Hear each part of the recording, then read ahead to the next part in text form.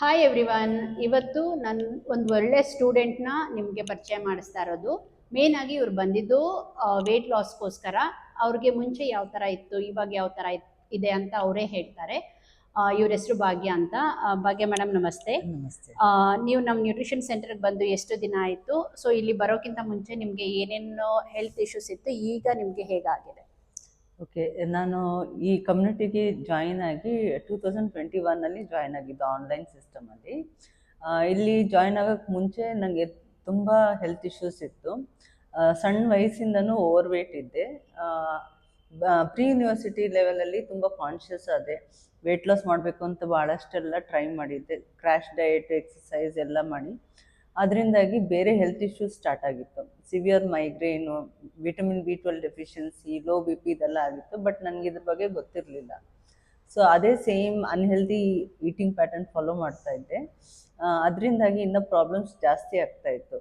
So ಆ ಟೈಮಲ್ಲಿ ನಮ್ಮ ಸೀನಿಯರ್ ಮೆಂಟರ್ ಕಾಲ್ ಮಾಡಿದ್ರು, ಈ ಥರ ಆನ್ಲೈನ್ ಸಿಸ್ಟಮ್ ಇದೆ, ಟ್ರೈ ಮಾಡಿ ನೋಡಿ ಅಂತ ಹೇಳಿದ್ರು. ಸೊ ಟ್ರೈ ಮಾಡಿ ಸ್ವಲ್ಪ ದಿವಸದಲ್ಲೇ ನನ್ನ ಮೈಗ್ರೇನ್ ಇಶ್ಯೂ ಕಡಿಮೆ ಆಯಿತು. ವಿಟಮಿನ್ B12 ಡೆಫಿಷಿಯನ್ಸಿನೂ ಸರಿ ಹೋಯಿತು. ಕ್ರಮೇಣವಾಗಿ ನಾನು ವೆಯ್ಟ್ ಲಾಸ್ ಆಗೋಕ್ಕೆ ಸ್ಟಾರ್ಟ್ ಮಾಡಿದೆ. So within 1 or 2 months 5 kilo weight loss ಆಯಿತು. ನನಗೆ ತುಂಬ ಖುಷಿ ಆಯಿತು. ಸೊ ಅದನ್ನೇ ಕಂಟಿನ್ಯೂ ಮಾಡ್ಬೋದು ಅಂತ ಕಂಟಿನ್ಯೂ ಮಾಡಿ ಇನ್ 8 months ನಾನು 27 ಕಿಲೋಸ್ ವೆಯ್ಟ್ ಲಾಸ್ ಆಗಿದ್ದೀನಿ. ಓವರಾಲ್ ಇಂಚಸ್ಸು ಕಡಿಮೆ ಆಯಿತು.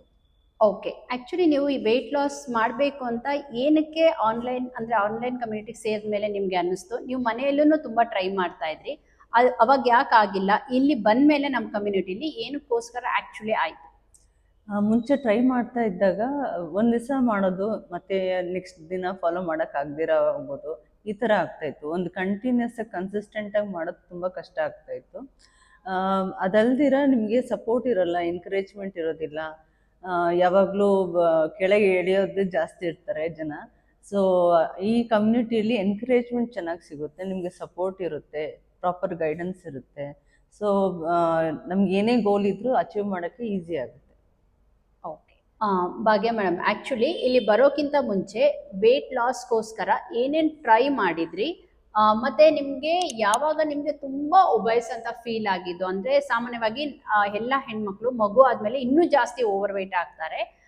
ಸೊ ನಿಮಗೆ ಯಾವ ಥರ ಇತ್ತು, ಅದನ್ನು ಹೇಳಿ. ಓಕೆ, ನಾನು ಸಣ್ಣ ವಯಸ್ಸಿಂದನೂ ಓವರ್ ವೇಟ್ ಇದ್ದಿದ್ದರಿಂದ ಎಕ್ಸಸೈಸ್ ಜಾಸ್ತಿ ಮಾಡ್ತಾಯಿದ್ದೆ. ಎಲ್ಲ ಥರ ಎಕ್ಸಸೈಸ್ ಮಾಡ್ತಾಯಿದ್ದೆ. ಬಟ್ ಈಟಿಂಗ್ ಪ್ಯಾಟರ್ನ್ ಚೇಂಜ್ ಮಾಡಿರಲಿಲ್ಲ. ಅದ್ರ ಬಗ್ಗೆ ಏನೂ ಗೊತ್ತಿರಲಿಲ್ಲ. ಸೊ ಬೇರೆ ಬೇರೆ ಥರ ಎಕ್ಸಸೈಸ್ ಮಾಡೋದು, ಜಿಮ್ಗೆ ಹೋಗೋದು, ಇದೆಲ್ಲ ಮಾಡ್ತಾಯಿದ್ದೆ. ಕಾಲೇಜ್ ಟೈಮಲ್ಲಿ ಡಯಟ್ ತುಂಬ ಪಾಪ್ಯುಲರ್, ಟ್ರೆಂಡಿಯಾಗಿತ್ತು. ಸೊ ಡಯಟ್ ಸ್ಟಾರ್ಟ್ ಮಾಡಿದೆ.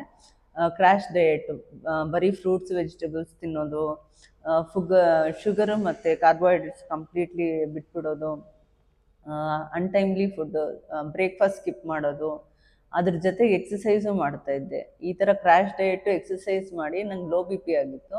ಅದು ಲೋ BP ಆಗಿದೆ ಅಂತಲೂ ಗೊತ್ತಿರಲಿಲ್ಲ. ಬ್ಲಡ್ ಲೆವೆಲ್ ತುಂಬ ಕಡಿಮೆ ಆಗಿಬಿಟ್ಟಿತ್ತು. ಸೊ ಈ ಥರ ಹೆಲ್ತ್ ಇಶ್ಯೂಸ್ ಜಾಸ್ತಿ ಆಗ್ತಾಯಿತ್ತು. ಮತ್ತು ಹೇರ್ ಫಾಲ್ ಜಾಸ್ತಿ ಆಗಿತ್ತು, ಹೇರ್ ಥಿನ್ ಆಗಿಬಿಟ್ಟಿತ್ತು ಆ್ಯಕ್ಚುಲಿ. ಸೊ ಈ ಥರ ಎಲ್ಲ ಪ್ರಾಬ್ಲಮ್ಸ್ ಜಾಸ್ತಿ ಆಗ್ತಾಯಿತ್ತು. ಮತ್ತು ಮೈಗ್ರೇನ್ ತುಂಬ ಜಾಸ್ತಿ ಆಗ್ತಾಯಿತ್ತು. ಅನ್ಟೈಮ್ಲಿ ಫುಡ್ ಹ್ಯಾಬಿಟ್ಸಿಂದ ಮೈಗ್ರೇನು ಜಾಸ್ತಿ ಆಗಿಬಿಟ್ಟಿತ್ತು. ಸೊ ಈ ಥರ ಎಲ್ಲ ಪ್ರಾಬ್ಲಮ್ಸ್ ಇತ್ತು. ಮತ್ತು ನಂದು ವೆಯ್ಟು ಸೆಕೆಂಡ್ ಡೆಲಿವರಿ ಆದಮೇಲೆ ತುಂಬಾ ಜಾಸ್ತಿ ಆಯಿತು, ಸಿಸೇರಿಯನ್ ಆಗಿತ್ತು. ಸೊ ಅದಾದಮೇಲೆ 78.65 ಸಮಥಿಂಗ್ ಆಗಿದೆ ಇಲ್ಲಿ ಜಾಯ್ನ್ ಆಗೋಕ್ಕೆ ಮುಂಚೆ. ಆ ಸ್ಟೇಜ್ ತನಕ ಓವರ್ ವೇಟ್ ಆಗಿದೆ. ಓಕೆ, ಸೊ ದಯವಿಟ್ಟು ನಿಮ್ಮ ಏಜ್ ಇವಾಗ ಎಷ್ಟು? ನನಗೆ ಗೊತ್ತು, ಸೊ ಹೇಳಿ. ನನ್ನ ಏಜ್ ಈಗ 50 years running actually. Okay, so 50 yearsಲ್ಲಿನೂ ವೆಯ್ಟ್ ಲಾಸ್ ಮಾಡ್ಕೋಬೋದಾ ಅಂತ ತುಂಬ ಜನ ಕ್ವಶನ್ಸ್ ನನಗೆ ಕೇಳಿದ್ದಾರೆ. ಅಂಥವ್ರಿಗೆ ನೀವು ಏನು ಹೇಳ್ತೀರಾ? ಖಂಡಿತ ಆಗುತ್ತೆ. ಇಲ್ಲಿ ಏಜ್ ಲಿಮಿಟ್ ಅಂತ ಏನೂ ಇಲ್ಲ. ಪ್ರಾಪರಾಗಿ ಡಯಟ್ ಫಾಲೋ ಮಾಡಬೇಕು, ಮತ್ತು ಹೆಲ್ದಿ ಆ್ಯಕ್ಟಿವ್ ಲೈಫ್ ಸ್ಟೈಲ್ನ ತುಂಬ ಎನ್ಕರೇಜ್ ಮಾಡ್ತಾರೆ. ಸೊ ಅದರಿಂದ ಖಂಡಿತವಾಗೂ ಆಗುತ್ತೆ. ಭಾಗ್ಯ ಮೇಡಮ್, ಆ್ಯಕ್ಚುಲಿ ನಾನು ಒಂದು ಕ್ವಶನ್ ಕೇಳಬೇಕು. ನೀವು ಕ್ರ್ಯಾಶ್ ಡಯಟ್ ಮಾಡ್ತಾ ಇದ್ದೆ ಅಂತ ಹೇಳಿದ್ರಿ. ಆವಾಗ ಊಟದ ಫುಡ್ ಹ್ಯಾಬಿಟ್ಸ್ಗೂ ಈಗ ಫುಡ್ ಹ್ಯಾಬಿಟ್ಸ್ಗೂ ಏನು ವ್ಯತ್ಯಾಸ ನೀವು ಮಾಡಿದ್ದೀರಾ? ಅದ್ರ ಜೊತೆಗೆ ನಿಮ್ಮ ಪ್ಲೇಟ್ ನೋಡ್ತಾ ಇದ್ರೇ ನನಗೆ ಸಖತ್ ಖುಷಿ ಆಗುತ್ತೆ. ಅದಕ್ಕೋಸ್ಕರ ಆ್ಯಕ್ಚುಲಿ ಈ ಕ್ವಶನ್ ಕೇಳಿದ್ದು. ಯಾವ ಥರ ನಿಮಗೆ ಅನ್ನಿಸ್ತಾ ಇದೆ? ಇವಾಗ ಎಷ್ಟು ಪ್ರೀತಿಯಿಂದ ನೀವು ಊಟ ಮಾಡ್ತೀರಾ? ಮುಂಚೆ ಆದರೆ ಸ್ವಲ್ಪನೇ ತಿನ್ನಬೇಕು ಅಂತ ಸ್ವಲ್ಪ ತಿಂದು ಎನರ್ಜಿ ಲೆವೆಲ್ ತುಂಬ ಕಡಿಮೆ ಆಗ್ತಾಯಿತ್ತು. ಒಂಥರ ಗಿಲ್ಟ್ ಫೀಲಿಂಗ್ ಆಗ್ತಾ ಇತ್ತು. ಏನಾದರೂ ಸ್ವಲ್ಪ ತಿಂದ್ಬಿಟ್ರು ಹೆಚ್ಚಿಗೆ ತಿಂದ್ರು ಗಿಲ್ಟ್ ಫೀಲ್ ಆಗ್ತಾ ಇತ್ತು. ಆದರೆ ಇವಾಗ ಈ ಕಮ್ಯುನಿಟಿ ಜಾಯ್ನ್ ಆದಮೇಲೆ ಯಾವುದು ಎಷ್ಟು ತಿನ್ನಬೇಕು, ಹೇಗೆ ತಿನ್ನಬೇಕು ಅದ್ರ ಬಗ್ಗೆ ಚೆನ್ನಾಗಿ ತಿಳ್ಕೊಂಡಿದ್ದೀವಿ. ಸೊ ಏನೇ ತಿಂದರೂ ಗಿಲ್ಟ್ ಫೀಲಿಂಗ್ ಆಗೋದಿಲ್ಲ. ತುಂಬ ಇಷ್ಟಪಟ್ಟು ಎಂಜಾಯ್ ಮಾಡ್ಕೊಂಡು ತಿಂತೀವಿ. Thank you so much Bhagya madam. Thank you.